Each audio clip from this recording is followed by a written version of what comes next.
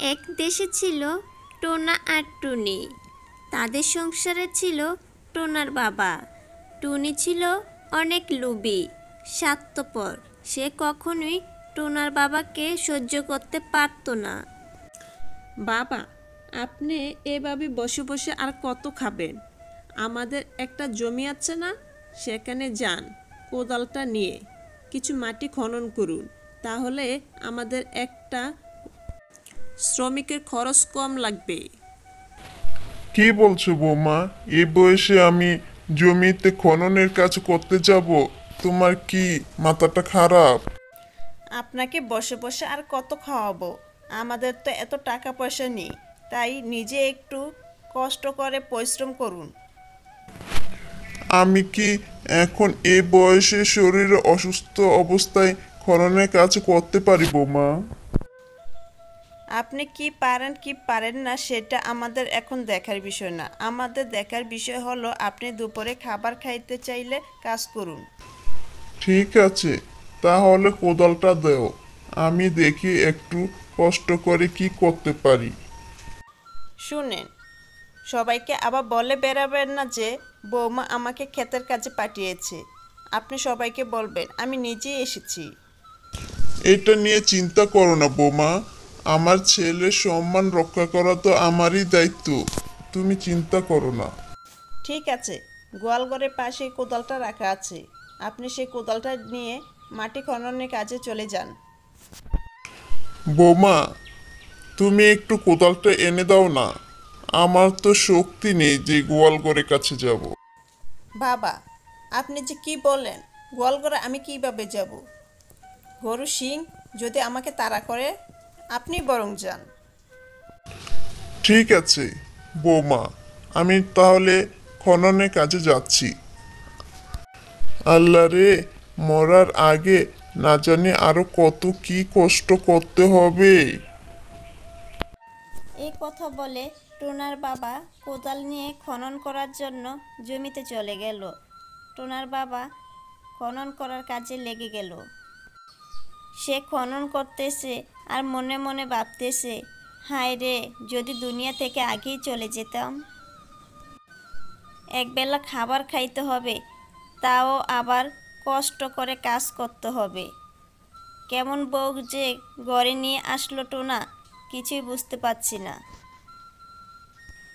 এই কথা বলতে বলতে যখন খনন শুরু করলো, তখন দেখলো মাটির গর্তের ভিতর থেকে একটা স্বর্ণের মুদ্রার একটা হাঁড়ি বের হয়েছে। হাঁড়িটা দেখে টোনার বাবা অবাকই হয়ে গেল। মনে মনে ভাবলো, এ কি, এখানে এমন একটা হাঁড়ি কিভাবে আসলো? আরে, এই মাঠে এমন একটা স্বর্ণ মুদ্রার হাড়ি কিভাবে আসলো? আমি তো কি দেখলাম এটা? এত সুন্দর একটা হাড়ি এই মাটির গর্তের ভিতরে! না জানি আল্লাহ এটা দিয়ে আমাকে কোন পরীক্ষার মধ্যে ফেলেছে। আমি এই হাড়ির কথা কাউকে বলবো না। বাড়িতে গিয়ে এই হাড়িটা আমি এখানেই লুকিয়ে রাখবো। আমি দেখব মন থেকে আমার ছেলে আর ছেলের বৌমা কতটুকু সেবা করে। যদি আমাকে তারা ভালো মতো সেবা করে, তাহলে এ হাঁড়ির কথা আমি তাদেরকে বলবো এবং নিয়ে যেতে বলবো। কিন্তু যদি সেবা না করে, তাহলে আমি কিছুই বলবো না। যাও হাঁড়ি, এই মাটির গর্তের ভিতরে চলে যাও। এই কথা বলে টোনা বাড়িতে চলে আসলো। বাবা বাবা, আপনি এবছর বয়স্ক ভাতার টাকাটা পাননি? কই, বয়স্ক ভাতার টাকাটা তো আমাকে দিলেন না। বয়স্ক ভাতার টাকাটা দিলে আমি আজকে বাড়িতে কিছু গরুর মাংস কিনে নিয়ে আসতাম, আপনি খাইতেন। অনেক দিন হয় গরুর মাংস খাই না, আর আপনাকেও খেতে দিতে পারি না। জানেন তো, এখন রুজি রোজগার একদমই কম। আমাকে তুমি মাংস খাওয়াতে চাও, তাও আবার আমার বয়স্ক ভাতার টাকা দিয়ে? যাক, আমার বিছানার নিচে টাকা আছে, নিয়ে যাও। বাবা, আপনি আবার এই কথা অন্য কাউকে বলবেন না যেন, যে আপনার টাকা দিয়ে আমরা সংসার চালাই। ঠিক আছে? আমি তো মাঝে মাঝে সমস্যায় পড়লে আপনার কাছে আসি। কি আর করবেন, আপনি মরে গেলে টাকা তো আর কবরে নিয়ে যাবেন না। ঠিক আছে বাবা, তাহলে আমি আপনার কাছ থেকে টাকা নিয়ে যাচ্ছি একটু মাংস কেনার জন্য। ঠিক আছে? ঠিক আছে, যাও। আমি কাউকে কিছু বলবো না, তবে এই মাংসগুলো এনে আমাকে রান্না করে ভালো মতো খাওয়াবে কিন্তু। এই কথা বলে টোনা গেল বাজারে, সে মাংস নিয়ে আসবে। তাই সে মাংসের দোকানের কাছে গেল। কি টুনা, এবার অনেক দিন পর আসলে মাংস কিনতে? তো কয় কেজি মাংস দেব তোমাকে বলো? বাবার কাছ থেকে টাকা এনেছিলাম 5 কেজি মাংস কিনে নিয়ে যাব এই কথা বলে, কিন্তু আমি চেয়েছি 2 কেজি মাংস কিনে নিয়ে যাইতে। ঠিক আছে, তাহলে এই নিয়ে যাও মাংস 2 কেজি, একদম ফ্রেশ, আজকে গরুটা জবাই করেছি। তুমি নিয়ে যাবে আর কাকু মশাইকে ভালো মতো খেতে দিবে, কোনো হাড় দিচ্ছি না, শুধু মাংস। শোনো, বাকি 3 কেজি টাকা আমার কাছে থেকে যাবে। কেউ যদি জিজ্ঞাসা করে তাহলে তুমি বলবে আমি 5 কেজি মাংস কিনে নিয়ে গেছি। ভালোই তো, অনেক বুদ্ধি তোমার। তুমি 3 কেজি মাংসের টাকা রেখে দিলে আর 2 কেজি মাংস দিয়ে তুমি চালিয়ে দিলে। তোমার অনেক বুদ্ধি। তোমাকে এত কিছু জানতে হবে না, তোমাকে শুধু যেটুকু বলেছি তুমি সেটুকু করবে। বাকি কাজ আমি নিজেই করব। এটুকু বুদ্ধি না হলে এই সংসার কিভাবে চালাবো? টুনি এখন গরু মাংস নিয়ে বাড়িতে চলে আসলো। শোনো বউ, এখানে 2 কেজি গরু মাংস আছে, সুন্দর করে ভালো করে রান্না করবে। আজকে এই 2 কেজি গরু মাংস থেকে বাবাকে খেতে দিব, বাকি 3 কেজি টাকা রেখে দিয়েছি। গরু মাংস বাবাকে খেতে দেব, কথা পায় না খোঁজে। আমি কি করেছি? কতদিন হয় গরু মাংস খাই না, ওই বুড়াটার জন্য কিছুই খেতে পারি না। বুড়াটা সারাক্ষণ খাই খাই করে। আমি আজ গরু মাংস একটুকু দেব না, এক পিছু দিব না, সবটুকু গরু মাংস আমি নিজেই খাবো। আমার খুব খেতে ইচ্ছে করছে। ইস, কতদিন হয় খাই না, সে কবে বাবার বাড়িতে গেছি, তখন গরু মাংস খেয়েছি, আর খেতে পাচ্ছি না। না, বুড়াটার জন্য আমি খেতেই পারি না। আহ, কি মজা হয়েছে, আহ কি ভালো লাগছে। গরু মাংস কতদিন পরে খাচ্ছি। আহ, কি মজা, কি মজা। আরে, খাইতে খাইতে তো সবগুলো খেয়ে ফেলছি। টোনার জন্য তো কিছু রাখতে হবে, না হয় তো আবার জিজ্ঞাসা করবে। কি করি এখন? অনেক মজা লাগছে, স্বাদও লাগছে। যাক, এটুকু গরু মাংস টোনার জন্য একটু রেখে দিই, না হয় আবার জিজ্ঞাসা করলে কি জবাব দেব। বাবা, এই নিন, আপনার জন্য চিড়া নিয়ে এসেছি। সকাল সকাল চিড়াটা খেয়ে আমাকে উদ্ধার করুন তো। চিড়া কেন বৌমা? আজকে তো আমার গরু মাংস খাওয়ার কথা। গরু মাংস নাই, এই চিড়াটাই খেয়ে নিন। গরু মাংস নাই মানে কি? আমি তো টোনাকে টাকা দিয়েছি। তো কি হয়েছে, টাকা দিয়েছেন তাই গরু মাংস খেতে হবে? গরু মাংসগুলোর কি টোনা তাহলে আনেনি? টুনা গরু মাংস এনেছিল, কুকুরে সব গরু মাংস খেয়ে ফেলেছে। এ কি, এটা কি বলছো? এত টাকার গরু মাংস সব খেয়ে ফেললো? কত আশা করেছিলাম গরু মাংস খাবো। শোনো, তুমি তো কখনোই আমার কোনো কথা শোনো না। আজকে একটা কথা মনোযোগ দিয়ে শোনো। ওই তোমার বাবার কেউ কেউ বেউবু আমার আর ভালো লাগে না। আমি বলি কি, তোমার বাবাকে আমাদের বাড়ির পাশে যে গোয়ালঘরটা আছে না, ওই গোয়ালঘরে রেখে আসো, তাহলে আর কেউ বেউ কিছুই করবে না। যদি এদিক ওদিক কোথাও রাখো, তাহলে সবাই চলে আসবে, দেখে ফেলবে যে তোর বাবাকে তুই ঠিকমতো যত্ন করিস না, সেবা করিস না, এটা বলবে। তুমি বরং গোয়াল ঘরে রাখো, কেউ দেখবেও না, কেউ শুনবেও না।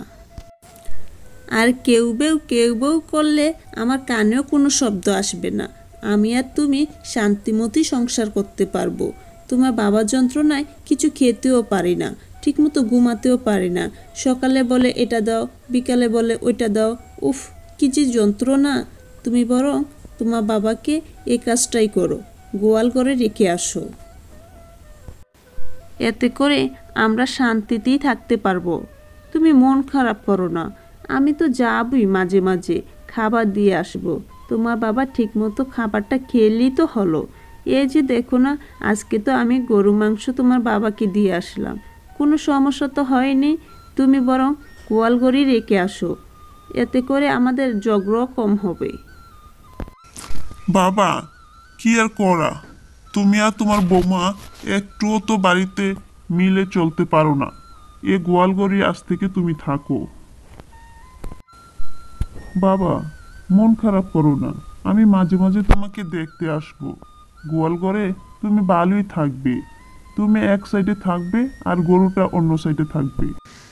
যাও বাবা যাও, গোয়ালঘরে একটু বিশ্রাম নাও।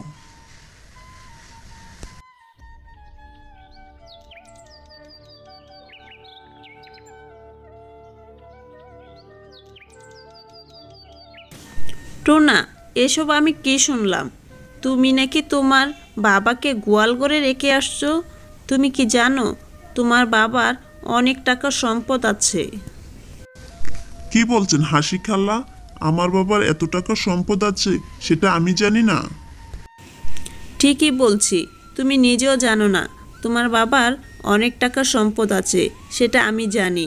জমি খননের কাজ করতে গিয়ে অনেক স্বর্ণ মুদ্রা পেয়েছে। তাহলে আমার বাবা আমাকে কেন সে স্বর্ণ মুদ্রা দিল না বলো হাসি খালা? তোমাকে না দেওয়ার পেছনে অনেক কারণ আছে। সে চেয়েছিল যে তাকে কে মন থেকে ভালো সেবা যত্ন করে, যদি সে সেবা যত্ন সন্তুষ্ট হয় তাহলে সে স্বর্ণ মুদ্রা দিবে। ঠিক আছে হাসি খালা, তাহলে আজ থেকে আমি আমার বাবাকে অনেক সেবা যত্ন করব। বাবা, বাবা দেখো তোমার জন্য ডিম নিয়ে এসেছি। বাবা, এই নাও, এই ডিমগুলো তুমি খাও। শ্বশুরমশাই, শ্বশুরমশাই, এ দেখুন আপনার জন্য আমি দুধ নিয়ে এসেছি। কতদিন হয় আমি আপনাকে নিজ হাতে এক গ্লাস দুধ খাওয়াতে পারি না। আহারে, শরীরটা একদম দুর্বল হয়ে গেছে। এই নিন, এক গ্লাস দুধ খান। বৌমা, তুমি যে আমাকে সেবা করতেছো সেটা কি কারণে করতেছো আমি কিন্তু খুব ভালো করেই জানি। এতদিন তোমরা আমাকে গোয়াল ঘরে রেখেছিলে। বাবা, আপনাকে আমরা যে জন্যই সেবা করি না কেন, আপনি মরে গেলে ওই সম্পদগুলো তো আমাদেরই থাকবে, তো আপনি বেঁচে থাকতেই ওইগুলো দিয়ে যান। বৌমা, এতদিন তোমরা আমাকে কিভাবে অবহেলা করেছিলে, আজকে সম্পদের কথা শুনে সবাই কেমন ব্যস্ত হয়ে পড়েছ সেবা করার জন্য। তুমি এই দুধের গ্লাসটা রাখো, টোনাকে খবর দিয়েছি, তোমাদেরকে একটা কথা বলবো।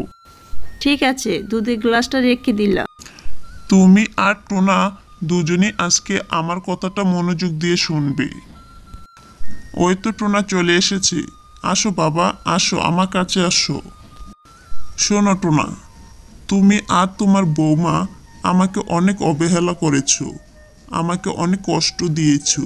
শেষ বয়সে তোমাদের জন্য আমাকে গোয়ালঘরেও থাকতে হয়েছে।